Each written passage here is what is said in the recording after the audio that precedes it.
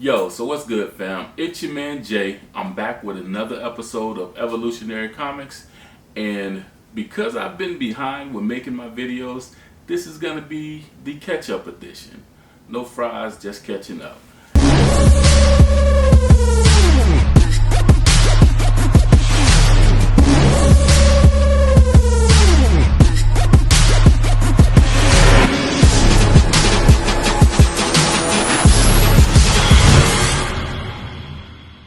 Since I've been behind with making my videos, I know there's been a lot of stuff that has been coming out in the past couple of weeks, over the past month actually, that I really wanted to show you guys. Some stuff I showed in the last video, but I really want you guys to catch up on some stuff that is coming out from independent comics. No Marvel, no DC, no majors or anything like that, but giving a shout out to the independent comics, Boom, Image, and Valiant Comics. I don't know if you still consider those like independents, because they're really not, but they're just not part of the major, so to speak. So first up, what I wanted to show you guys is new comic. This on issue 2. This is Proctor Valley Road, and this is pretty dope. The covers that have been coming out have been really dope. I've really been digging them. This is by Grant Morrison and Alex Child, and I'm gonna scroll some of the covers. I got a couple variant covers for 1 and 2, but it's a great comic book so far. It's about these girls who are trying to go to a concert, and they end up trying to kind of be entrepreneurs, and they try to have like this ghost ride, and it turns out that it's more than they bargained for. They really don't understand what's going on just yet, but there's some friends that are missing and the authorities involved. But it is a great comic. The artwork is great, and it's pulling you right on in for a big bang. So check out Proctor Valley Road by Boom Studios.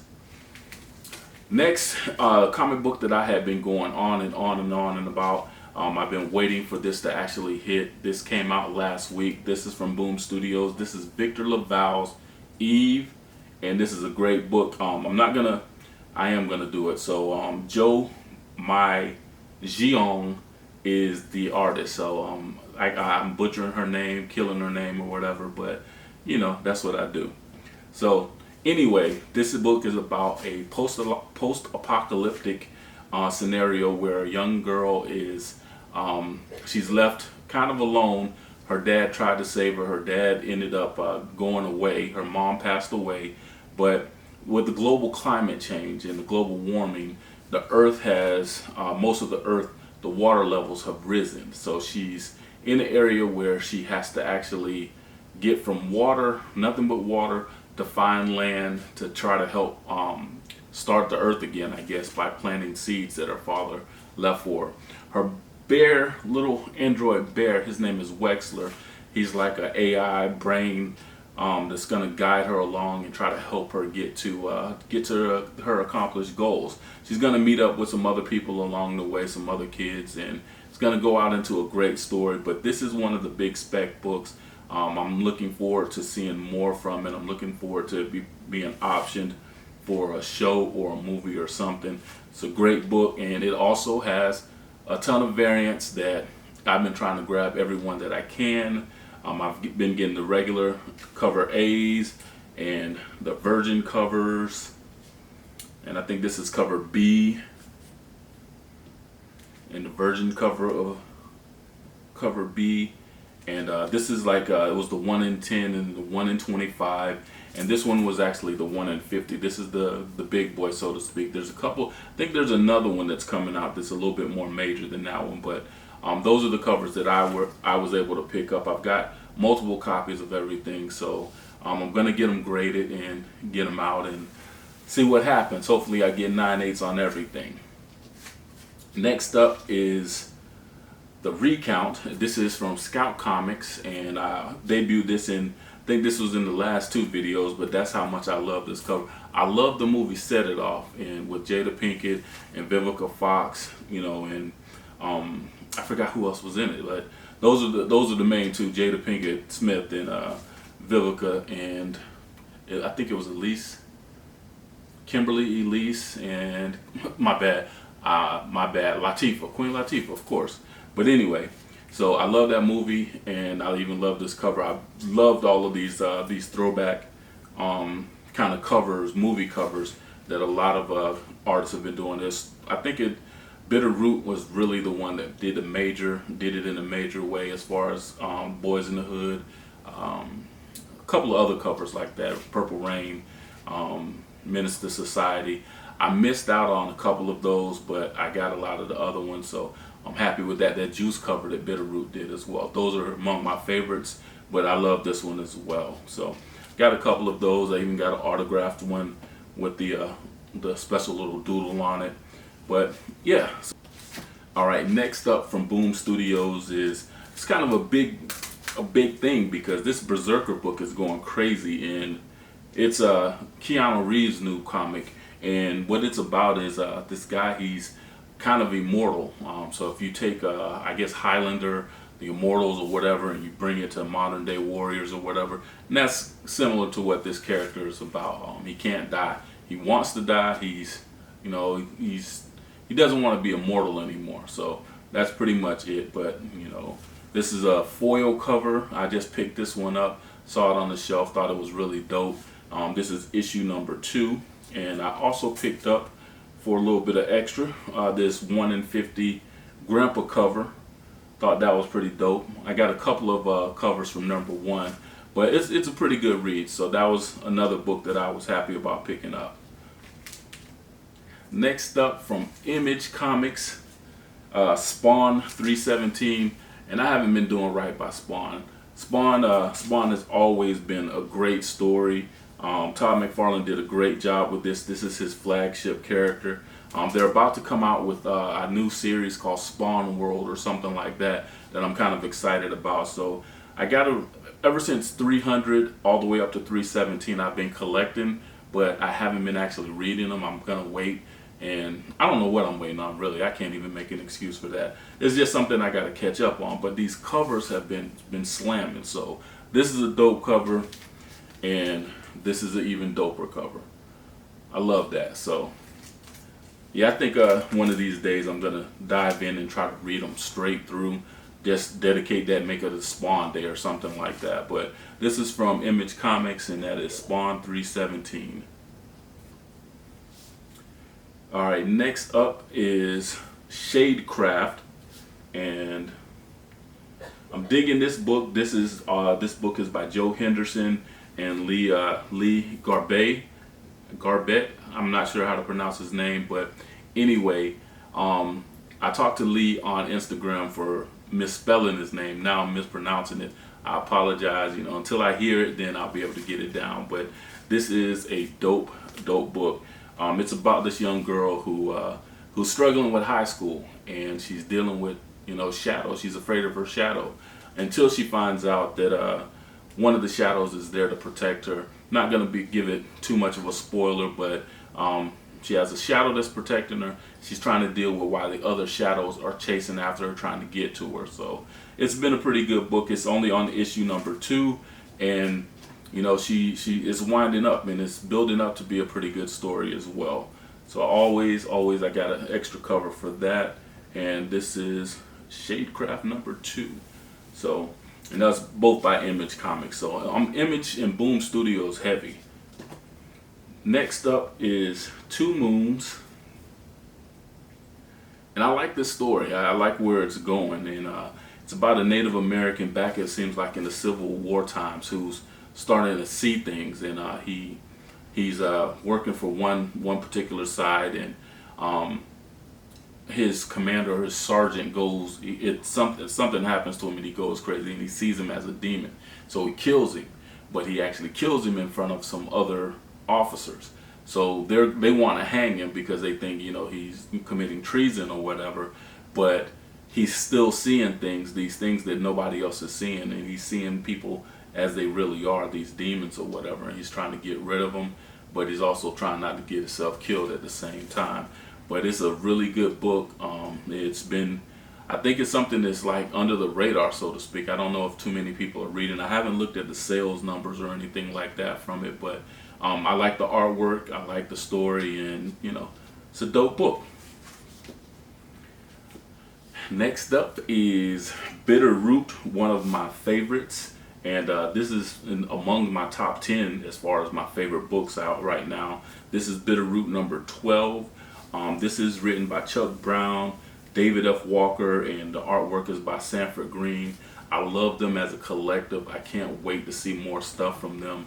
I appreciate David Walker. He sent me an autographed cover not too long ago of one of the movie covers that I was referring to earlier. It's a great book. It's about the Sangre family and them dealing with, you know, demons. It's kind of similar to like what I was saying with Two Moons, where there's these demons that are, you know, trying to attack the world, and you know, you have a family who's coming together as a collective to do battle and save the rest of the world without the rest of the world knowing it. But they've been doing it for years, and this is based back in the I believe it's the 1920s. Something like that, 1920s or 1940s, something. I forget the exact time frame, but it's a great book. It's epic. It should be a movie if it's not going to be already. If they haven't signed on for it already, this is an award-winning book. The writers and the artists on it are award-winning writers and artists. So it's a great book. So if you're not into comic books and you really haven't been, you know, diving in and you're looking for something new. A friend of mine once asked, you know, where should I start? You know, what should I start off with? This would be a great book to start off with, not only because of the story, but then there's I don't know what it's not called a prelude, but the part in the back where there's extra writing, interviews with the artists and other people that are contributors to the book, and it kind of gives them, you know, a little shine as far as a little spotlight. And those are great too. They tell some great stories and give some great information. This is one of the most epic books out right now, in my opinion. I love it. I don't see comics without it right now. It is a major player as far as the growth and showing the diversity in comic books right now. It is absolutely great. I can't go on enough about it. So if you're looking for something new to pick up, you haven't been reading it, jump on that. Get the trade paperback. If you can find some number ones, get them. Put them in your collection because it's going to be important later. Alright, so next up is Abbott 1973, and this is also from Boom Studios, and this is written by Saladin Ahmed. The artwork is by Sami Kavila. Saladin Ahmed is also the writer that is currently writing the Miles Morales series, and if you've been reading Miles, you know that that's super dope. They're about to go into the Clone War saga. That's a great read from Marvel. But Saladin is also writing this, and this is basically a young lady who's a newspaper reporter. She's trying to get to the bottom of, you know, some shady stuff that's going on, and I think they're in Detroit where they're trying to get this mayor elected, and the powers that be are trying to prevent it.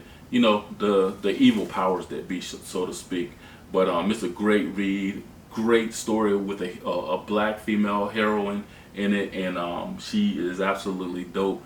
I love this one. There was a series previous, just Abbott, that I also collected as well, and this is great because it's going on and on into the story, and I look forward to more. This is a Virgin variant cover from Abbott 1973 that I picked that up as well. I'm loving these covers. I'm loving the artwork inside the covers and the story. Everything is coming together great. It's a beautiful book. Next up is The Return of the Shadow Man and Jack Boniface. This was one of my favorite comic books. I love this comic book. I have issues from volume 1. I think it's volume 1, 2, and 3. This is the 4th series, and this one is written by Cullen Bunn. It's put out by Valiant Comics. The artist on it is John Davis Hunt. And what can I say? This is Jack Boniface is something else that if you watch the movie Constantine, and you like that movie, because that's one of my favorite movies with Keanu Reeves. Keanu Reeves is one of my favorite actors as well. But if you watch that particular movie, and the people that made that movie, this book could go right in alongside that. And I know I keep talking about things becoming movies, but people really don't realize those Netflix exclusives that you see, those movies on Netflix, and a lot of the other big movies. You don't realize that those movies and shows are coming from comic books. You know, people are picking up on the stories, and that's just something that attributes to the great storytelling that is in comics. So people say, you know, you're a grown man, you're still reading comic books. Y'all really, you have to be a reader to understand. So you can read a book, any kind of book, whether it's 32 pages or it's a 300-page novel or anything like that. But there's great stories, great characters, and a little bit of everything. So it's all about the way the story is written. These just happen to have pictures that are drawn to go along with it. To me, it's a great representation of being a true artist. But anyway, Jack Boniface, Shadow Man #1, is back on the scene. I've been waiting for this for months and months for this to come back out. I love the last volume, volume 3, I believe it was, and I wanted more. The art is a little bit different, and I think it's going to pick up speed, but Jack Boniface is back at it again, trying to deal with Baron Samedi and other Loas that he's possessed against, and they're trying to take his powers and everything. But this is a great read as well. And of course, I picked up multiple covers. I have a couple of different other covers coming in the mail as well. I didn't get any exclusive, like hard to reach variant covers. Didn't know about them. Need to do a little bit more digging and research while Shadow Man is kind of under the radar, so to speak. But yeah, I still got a couple of them. And I also got this blank cover variant. So if I meet John Davis Hunt or Cullen Bunn, I can get them to, you know, to do some artwork on this. Hopefully this is going to be the year that the Comic Cons open back up, and you know, we're allowed to get back in there and enjoy a Comic Con, because I know people that are really into comics and the comic book culture, that is one of the highlights of our year, is to be able to go to the Comic Con, the Tampa Bay Comic Con. My wife took me to it a couple of years ago for the first time. I've been hooked ever since, and every year I want to go. She does the cosplay thing and dresses up. She's dope like that. And I go and I just shop for comics and just enjoy the atmosphere and revel in my nerdness, as my father-in-law would say. So shout out to my father-in-law, Anthony. And yeah, so anyway, you know, this is what I've been reading in the last month. These are like the highlights, exclusive from Marvel and DC. And I'm gonna do another video. I've been seeing these videos circulate about the top 50 books in your collection. I'm not like some people. I don't have like 15,000 books. I'm right below. I'm somewhere between 3,000 and 4,000 books. So it's gonna take me a little bit of a time to figure out which ones are the most valuable. But I think I'm gonna take it from an angle of which ones are the most valuable to me, as opposed to, you know, valuable overall, because it's my top 50. So that's what's coming up next. And yeah, so this is what I'm into. This is what I'm reading. These are the highlights of the last month. Hopefully I'll be able to do a top 10, you know, every so often, like probably every 2 weeks or something like that. I'll do a top 10 of what's, you know, in my bag, so to speak, after I've read them and I've been able to review them. So I appreciate you all for sticking with me to the end of this video. Hope I'm not holding you too long and just chattering away, and you picked up something, you know, that piques your interest, so to speak. So if you like the video, go ahead and hit that like button. You might as well go ahead and subscribe. You know, something new to watch on YouTube. And these videos, I'm new to this, so it's gonna still continue to grow, and it's gonna expand and evolve. That's the reason why it's called Evolutionary Comics. So hit the like button. Give me some comments. Give me some feedback on what I need to do to make this comic book channel more interesting to you. What you think, what you like, what you don't like. You know, because that's the way we grow. You know, iron sharpens iron, as they say. So it's not always about, you know, smooth sailing. Give me a little friction. Give me a little direction, because constructive criticism is also a good thing as well, in my opinion anyway.